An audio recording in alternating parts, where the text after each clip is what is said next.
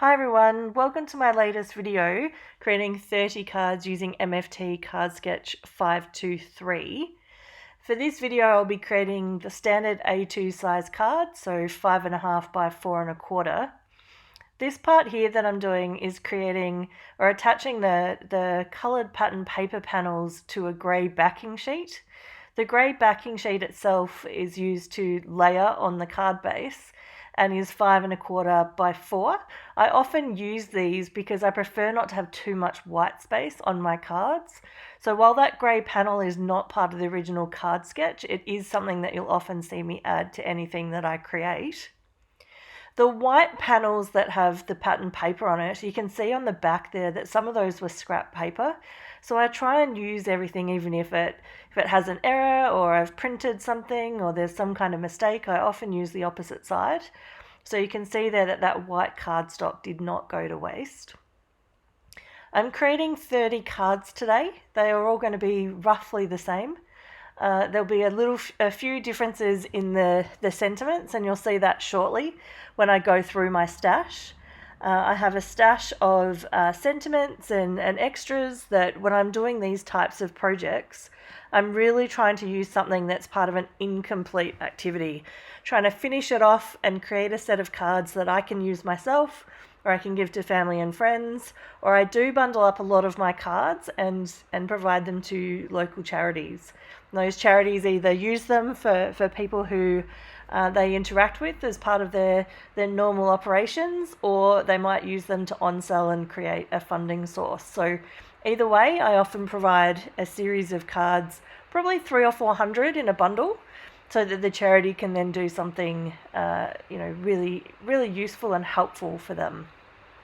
So here I'm just attaching all of the grey panels to the card base. As I mentioned earlier, these are 5.5 by 4.25, a standard A2 size card base. I would most of the time use a standard white card base. I don't often use coloured card bases. It's because I really like to hold on to my coloured cardstock and use it really efficiently. So the standard card base is often what I reach for. These cards here are super cute. The monster paper really resonated with me.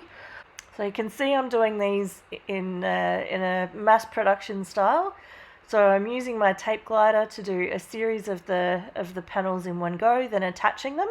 I really just work with as many as I can fit comfortably on my workspace, and then add those to the panels, put them in my pile, and you can see I'm just finishing up the last 2 or 3 here to complete the 30. So earlier I mentioned that I have a little stash of sentiments. It doesn't look so little at the moment.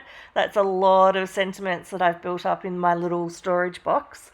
All of the ones in this container are happy birthday. I have a couple of other storage containers that have thank you, and then some that are special occasions, so Christmas, Easter, and event driven. And then I have another one that is just a mixture of general sentiments, so I have 4 in total. You can see here I'm just trying to sort through and work out which shape of sentiment I think will work for this design. I've landed on the rectangular happy birthday, so I'm sorting through trying to pick out the ones that I think will match with this colour and this card design. So you can see the ones that were blue or the ones that were pink, I've popped those back into my container.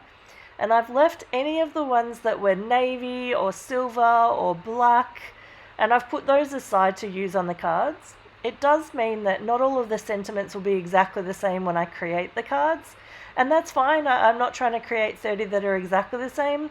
I'm just trying to create a bundle of cards using the items that I have on hand and ready to go. You can see here that I'm trying out a couple of different strategies for matting the sentiments. Often I'll just attach them to a long piece of paper, and I will do rows and rows and then trim them down together. Here I tried a different strategy of actually cutting a strip and then attaching on that strip, and my intent was that I would then only have one side that I needed to cut. But what I found is, because all of the actual strips that I've been using from this tub are all slightly different widths, it really didn't mean that I would just need to do one cut. It meant that I would probably still need to trim some of them down separately. So I changed my approach. and just used any scrap pieces of black that I had, and I lined them all up with the sentiments. And then after this, you'll see me grab my paper trimmer, and then I'll run through and try and do these as efficiently as I can. I absolutely love my Tim Holtz tonic trimmer. I use this constantly, and I do find that it just gives such a great cut, and it's so simple to see where you're actually slicing. I've previously had different Fiskars trimmers and the ones that use the little blades, but I've found that you really need to replace them quite regularly, especially considering I like bulk making cards. So I'll sit down and use my equipment and my tools for quite a long period of time. So for me, I find that this really stands up the test of time, and then I can run through and do activities like this quite quickly. You will see that I've been using my glue stand in the top right hand corner.